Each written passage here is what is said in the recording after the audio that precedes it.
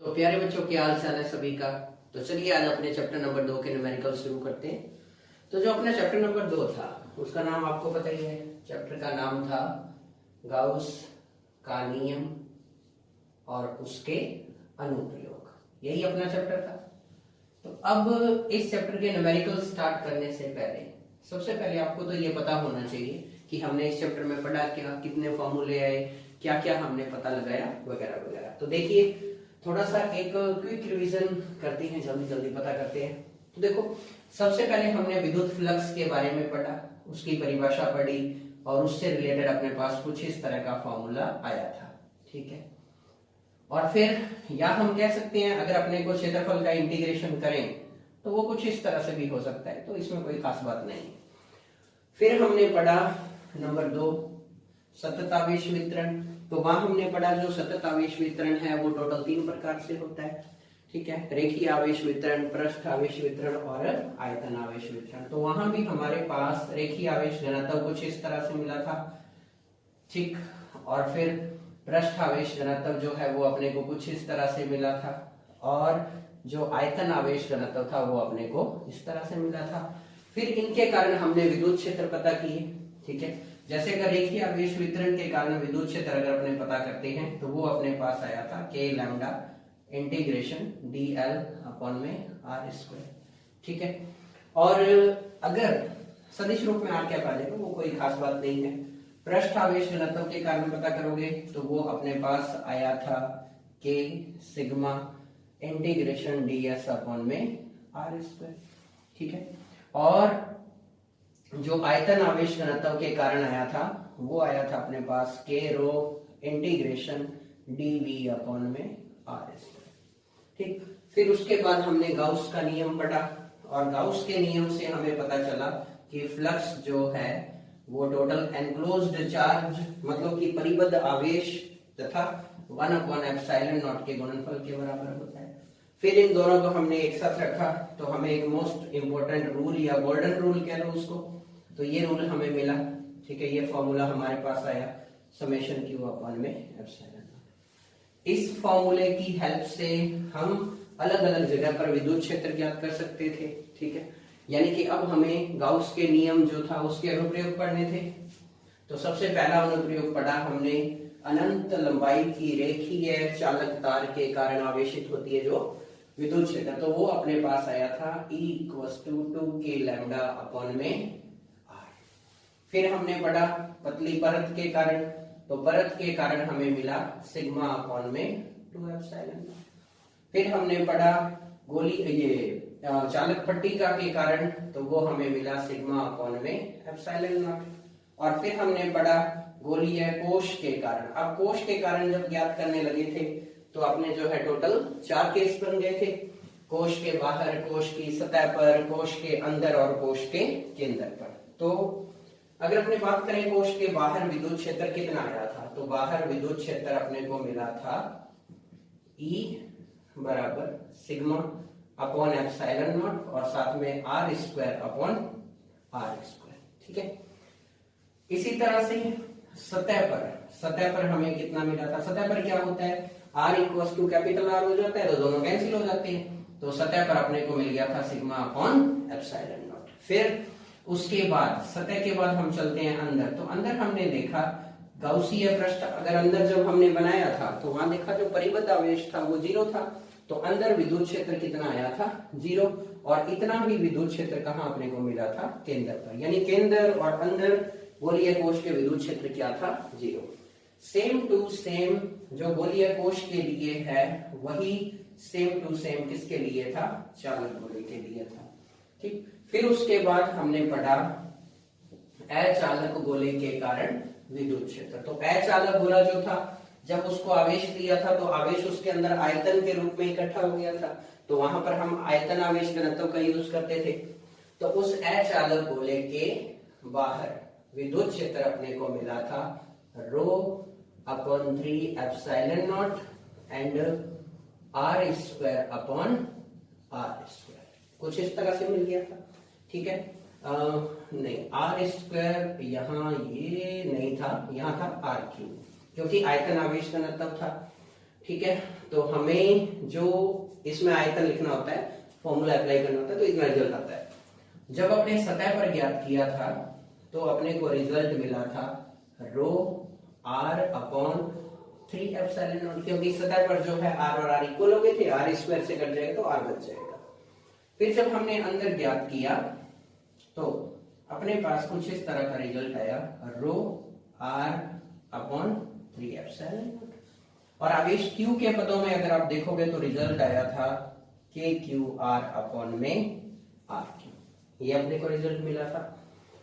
फिर जब हमने केंद्र पर ज्ञात किया तो रिजल्ट अपने को मिला 0, क्योंकि केंद्र पर r इक्वल टू 0 हो गया था। ठीक है। फिर इसके कुछ ग्राफ है और ग्राफ बनाने के बाद फिर अपने लास्ट 3 टॉपिक इस चैप्टर में स्टार्ट हो गए थे, जिसमें से पहला टॉपिक था आवेशित चालक की सतह पर बल। तो जब अपने आवेशित चालक की सतह पर बल ज्ञात किया तो वो बल कुछ इस तरह से आया था, sigma square upon 2 epsilon not और साथ में ds। ठीक है। आप चाहो तो इसको ये भी लिख सकते हो 1/2 एप्सिलॉन नॉट e स्क्वायर और ds, ये था। अब अगर अपने दाब ज्ञात करें तो दाब का फॉर्मूला होता है dF अपॉन ds, यानी कि इससे जस्ट पहले वाला स्टेप, इससे पहले वाला क्या हो जाएगा, dF बराबर sigma square upon 2 epsilon not और ds। इसका इंटीग्रेशन करोगे तो यही तो बनेगा। तो दाब अपने पास आया था sigma square upon 2 epsilon not. ठीक है। या यहां से आप डायरेक्ट कह सकते हो कि दाब अपने पास आया था कुछ इस तरह से। तो दाब भी ज्ञात हो गया। फिर अपने इकाई आयतन में संचित ऊर्जा पड़ी थी और उस ऊर्जा की वैल्यू सेम यही आ गई थी, तो उसको लिखने की जरूरत नहीं है। फिर अपने जो लास्ट टॉपिक पढ़ा था आवेशित बुलबुले का संतुलन। ठीक है। उसमें कुछ मजेदार चीजें थी। सबसे पहले जो एयर बबल होता है उसके अंदर सिर्फ हवा होती है, अंदर वाली जो हवा है उसका प्रेशर बाहर वाली से ज्यादा होता है, तो उन दोनों के अंतर को दाब अधिक्य कहते थे। फिर उस दाब अधिक्य को इंग्लिश में बोलते हैं excess pressure, okay, P excess. उस दाब अधिक्य को पृष्ठ तनाव बल संतुलित करता था 40 अपॉन r। ठीक। और जब इसको आवेशित किया तो दाब अधिक्य के साथ साथ एक और आने लगा जिसको विद्युत दाब कहते हैं, और वो भी साथ में मिल गया, लेकिन संतुलन की स्थिति में 0 हो गया था। और दाब, ये विद्युत दाब होता है सिग्मा स्क्वायर अपॉन में 2 एप्सिलॉन नॉट बराबर 40 अपॉन में r। तो यहां से हम त्रिज्या ज्ञात कर सकते हैं, सिग्मा ज्ञात कर सकते हैं और आवेश ज्ञात कर सकते हैं। तो ये इसका थोड़ा सा रिवीजन था कि कैसे कैसे हमने पढ़ा। अब हम स्टार्ट करते हैं न्यूमेरिकल। तो न्यूमेरिकल बच्चे लोग आपको तभी आएंगे जब आपने इसके हर टॉपिक को अच्छी तरह से समझा है। ठीक है। और देखो सिर्फ मतलब कि पढ़ने से कुछ नहीं होता है, टॉपिक को अच्छी तरह समझना पड़ता है, उसको फील करना पड़ता है, मतलब कि अपनी लाइफ में उसको लाना पड़ता है कि ऐसा होगा वैसा होगा तो जाकर के ऐसा होगा। ठीक है। तो कोशिश करो कि फिजिक्स को जो है अपनी लाइफ का एक पार्ट बनाओ, तब जाकर के आप उस टॉपिक को अच्छी तरह से समझ पाओगे, नहीं तो नहीं समझ पाओगे। तो अब चलते हैं न्यूमेरिकल की ओर। तो एग्जांपल है पहला, एग्जांपल 2.1। ठीक है। एग्जांपल आपके सामने स्क्रीन पर नीचे आ रहा होगा, तो वहां से आप देख सकते हो। तो एग्जांपल जो है वो ये कह रहा है विद्युत क्षेत्र E vector equals to 200 I cap plus 300 J cap volt per metre में स्थित एक क्षेत्रफल सदिश S वेक्टर बराबर 5 × 10⁻³ J कैप मीटर स्क्वायर से पारित विद्युत फ्लक्स का मान ज्ञात कीजिए। ओके। तो अपने को विद्युत फ्लक्स का जो है मान ज्ञात करना है। अब विद्युत फ्लक्स का फॉर्मूला क्या होता है, phi E = E vector dot S vector. ठीक है। गाउस वाला नहीं लगा सकते, चार्ज नहीं है अपने पास, तो ये विद्युत क्षेत्र दे रखा है और एरिया दे रखा है। ठीक है। तो आपने डायरेक्ट इस फॉर्मूले से कर सकते हैं, और वो इंटीग्रेशन वाला भी नहीं लगा सकते क्योंकि एरिया पहले से इंटीग्रेट करके दिया हुआ है, तो डायरेक्ट यहीं से हो जाएगा। करना क्या है, डॉट प्रोडक्ट। और डॉट प्रोडक्ट अपने 11th क्लास में पढ़ा हुआ है, याद करो। एक टेबल होती थी छोटी सी, है ना, कुछ इस तरह से और कुछ इस तरह से, यहां होता था डॉट, आई कैप, जे कैप और के कैप, यहां भी आई कैप, जे कैप एंड के कैप, ठीक है। I dot I 1, J dot J 1, के डॉट के 1, बाकी सब 0। क्यों होता था ऐसा? क्योंकि जो बेसिक फॉर्मूला है ए वेक्टर डॉट बी वेक्टर का वो होता है ए बी कॉस थीटा। अगर मैं आई डॉट आई ज्ञात करूं तो आई कैप डॉट आई कैप बराबर ए वेक्टर का परिमाण है ए, तो आई कैप का परिमाण होगा 1।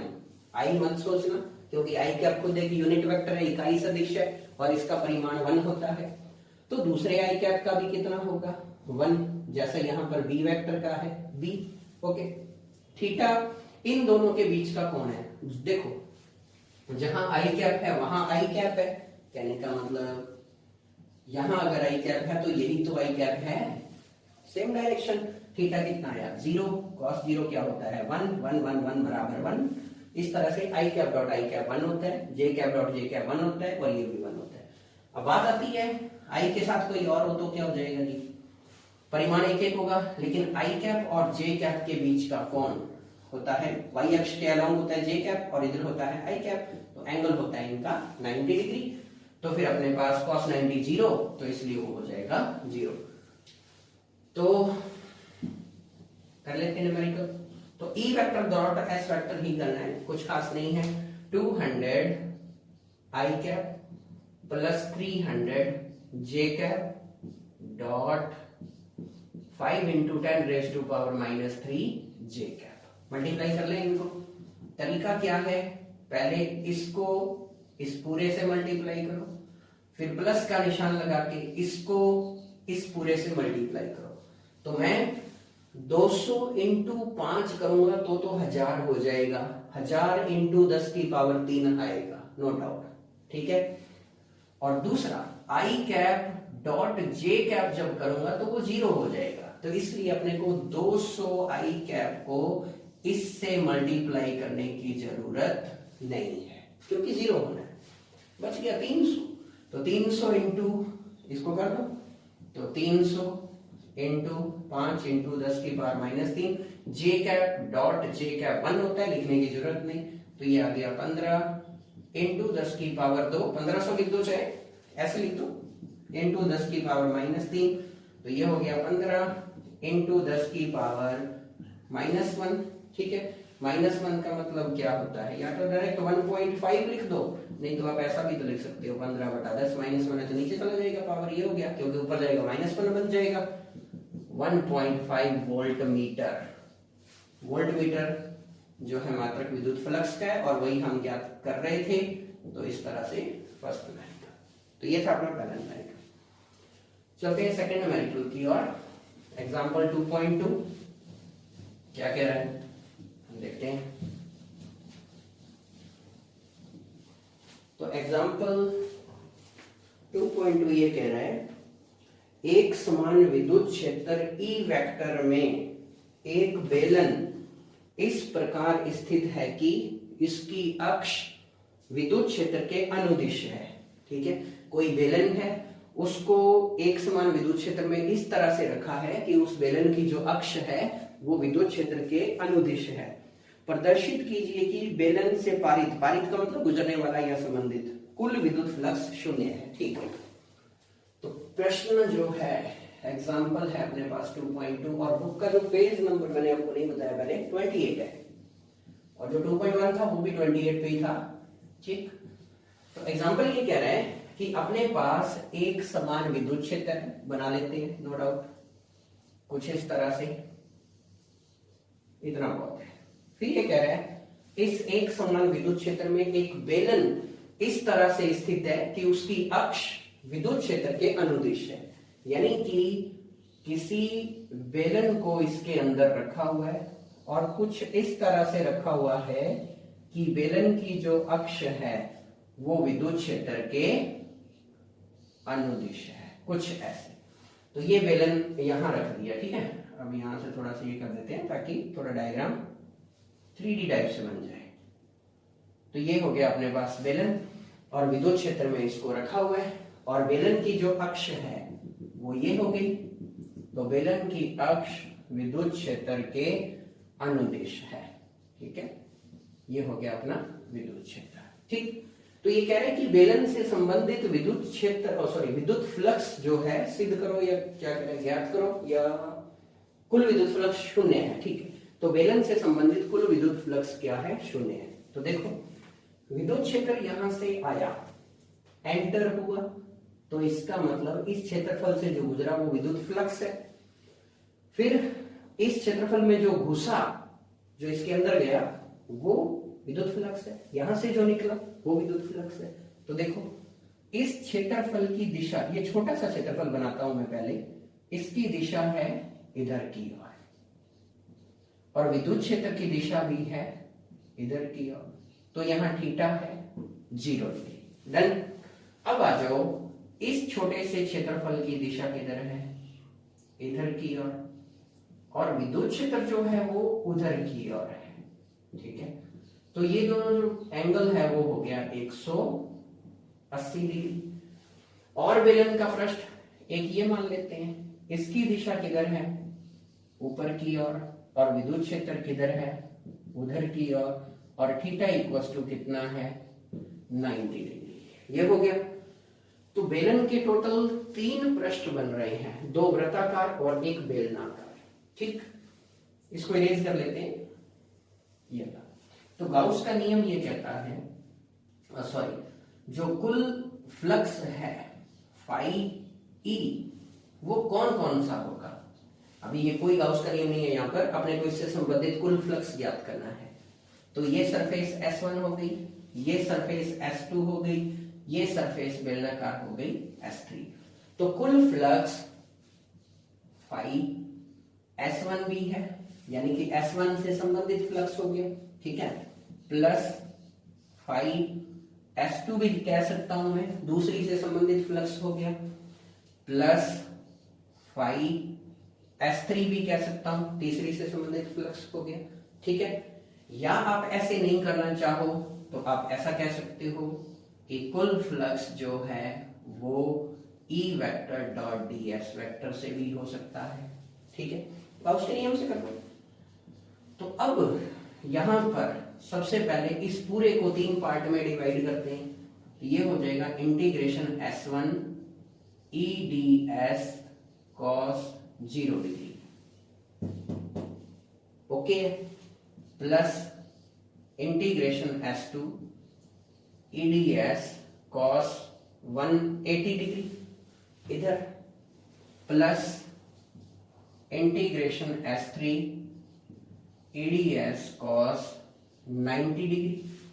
ठीक, अब इक्वल्स टू, तो अब देखो cos 0 1 होता है, तो इसको मैं एक बार ऐसे लिख देता हूं, E ds, प्लस अब cos 180 होता है -1, तो उस माइनस, अब इस पूरे का रिजल्ट आया -1, माइनस को लाए बाहर, S2 E ds, और वो तो 0 होना है क्योंकि cos 90 है।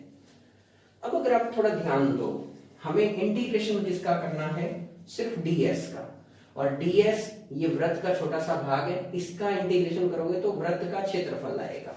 अब जितनी त्रिज्या इसकी है उतनी त्रिज्या इसकी भी है, यानी कि जो क्षेत्रफल इसका होगा वही क्षेत्रफल इसका भी होगा, और दोनों क्षेत्रफल इक्वल हैं, बीच में माइनस है, तो रिजल्ट आ जाएगा 0।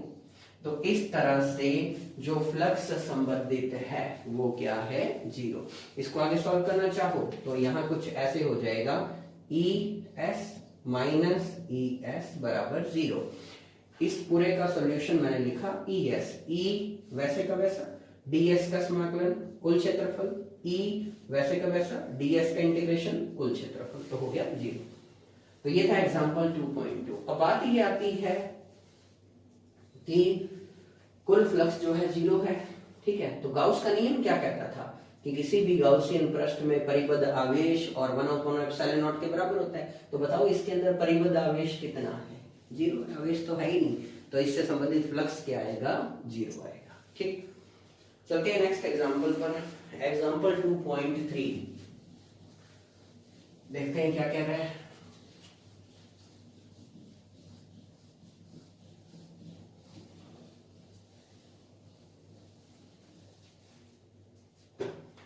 एग्जाम्पल 2.3 कहता है एक 5 सेंटीमीटर त्रिज्या की वृत्ताकार शीट। ओके, एग्जाम्पल 2.3 है और बुक का पेज नंबर वही 28 है।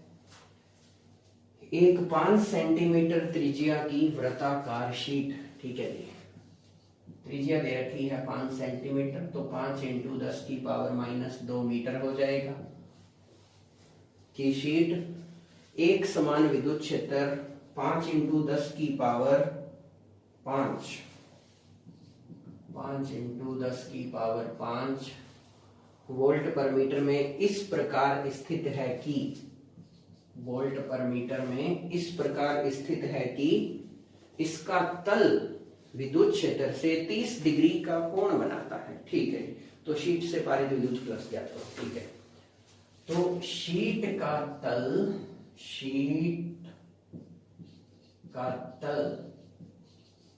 विद्युत क्षेत्र से 30 डिग्री का एंगल बनाता है। ठीक है, ये बात जो है मैं इसको थोड़ा हाईलाइट कर रहा हूं। बस आंखें बंद करके 30 डिग्री रखें या ना रखें, यही इंपॉर्टेंट पॉइंट है। ठीक है, क्वेश्चन क्या रहा था कि एक समान विद्युत क्षेत्र है कुछ इस तरह से, ओके, और उसके अंदर कोई शीट रखी हुई है वृत्ताकार, और उस शीट का तल, ध्यान रखना, अगर ये हथेली है, हथेली है, ये हथेली है तो ये इसका तल है, लेकिन इसकी दिशा इधर है। हथेली का तल यानी कि ये 30 डिग्री के कोण पर है, तो मैं इसको ऐसे रखूंगा तभी तो 30 डिग्री का कोण बनेगा। तो मैं वृत्ताकार शीट को कुछ ऐसे रखता हूं, तभी तो वृत्ताकार शीट विद्युत क्षेत्र के साथ 30 डिग्री के कोण पर आएगी। ठीक है, तो ये वृत्ताकार शीट का तल बना रहा है 30 डिग्री का कोण। ध्यान रखना, वृत्ताकार शीट की दिशा कोण नहीं बना रही। अब दिशा हमेशा तल के लंबवत होती है, तो ये है वृत्ताकार शीट की दिशा, और दिशा तल के साथ 90 डिग्री होती है, लंबवत होती है दिशा हमेशा तल के। तो फिर बाकी कितना बच गया? तो बाकी बच गया 60 डिग्री। विद्युत क्षेत्र इधर की ओर है, शीट का क्षेत्रफल इधर की ओर है। ठीक है, या इसको ds लिख दो, नो प्रॉब्लम, चलो ds लिख लेते हैं। ये जो है इधर की ओर है, तो फिर विद्युत फ्लक्स क्या होगा? फाई ई बराबर integration E D S cos theta. अब क्वेश्चन ये है कि थीटा कितना लिखूं? अगर आप ध्यान से नहीं पढ़ोगे तो आंखें बंद करके 30 डिग्री यहां लिख दोगे, काम खत्म हो जाएगा। ओके, ऐसा नहीं करना, ध्यान रखना, दिशा ही देखी जाती है। ओके, और कुछ नहीं देखना। तो ई integration D S cos 60 degree, क्योंकि विद्युत क्षेत्र की दिशा जो है वो इसके साथ 60 डिग्री के कोण पर है। बस यही एक इंपॉर्टेंट बात थी। ई डॉट, अब क्षेत्रफल का समाकलन है और शीट वृत्ताकार है, तो वृत्त का क्षेत्रफल होता है पाई आर स्क्वायर, तो यहां आ जाएगा पाई are square cos 60 degree.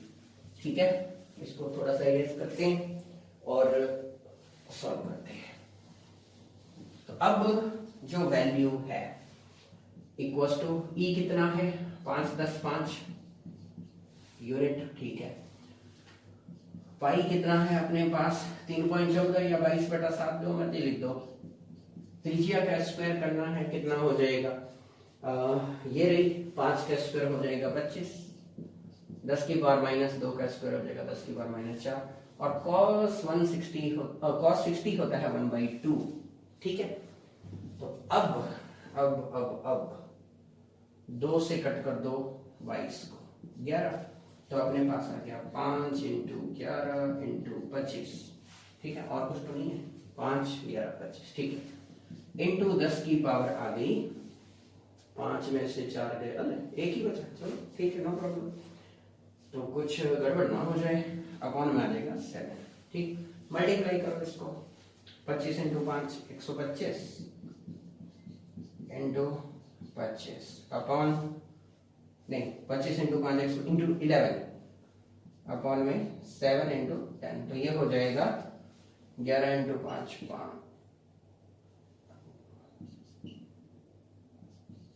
By 7 into 10। तो 7 से इसको डिवाइड करोगे तो 7 1 7 6 और 7 4 एंड 5 तो 6 3 उसको छोड़ो रहने दो पॉइंट, ये हो गया 3 एंड 0 4 इंटू 10। ठीक, तो इसको सॉल्व करने पर अगर मैं पॉइंट को इधर किस करता हूँ 1.96 करता हूँ तो मेरे को 2 जीरो और लगानी पड़ जाएगी, तो 2 और 1 पहले से ही है, इतना हो जाएगा वोल्ट मीटर। तो ये था अपना रिजल्ट 1.96 इंटू 10 की पावर 3 वोल्ट मीटर। चेक कर लेते हैं। ओके, सही है बिल्कुल। तो ये था अपना एग्जांपल नंबर 2.3।